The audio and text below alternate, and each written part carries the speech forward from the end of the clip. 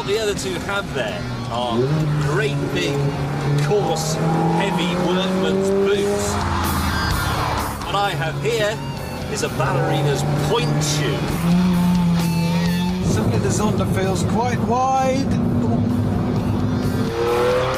I've got ceramic discs, I've got something called an E-diff, which Michael Schumacher also has on his F1 car, and I've got a 5-position traction control setting.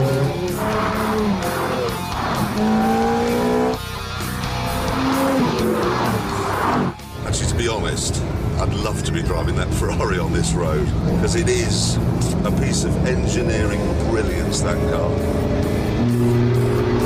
I wouldn't like to be driving Richard's car.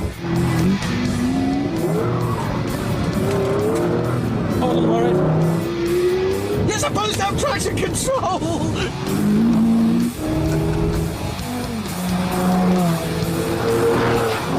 Here comes Captain Slow.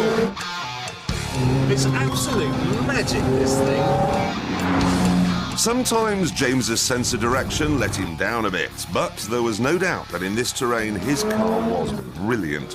A point I conceded with typical good grace. If you live in a gorge in southwest France, you're definitely better off with his Ferrari. You really are. Of course, there are some elements of the real world that even a supercar can't get you out of.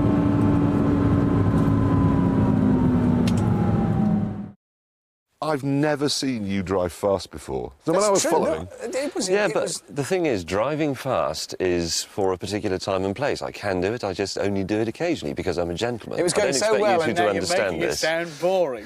Are you really struggling in the Zonda? Well, the thing about this, it's amazingly easy to drive at ordinary speeds, I mean, despite looking like it does. But when you press on, it's like you're tag fighting with a kickboxer, and it's quite nice. And then you say, "Go on, then, give me your best shot," and he takes your head off. But I bet this Ford is probably the worst handling car here. I'll concede that. No American who designed that chassis is even half aware that a road like this exists. Yes. They just Yeah, don't that know. would make sense. If you brought an American here, he would die of shock. Can I just say also that if I'd had a look down there before we did this, I'd have taken it out of sport and been Captain Slow again. I mean, look at that. Have you been in a race? Only very briefly. Didn't like it.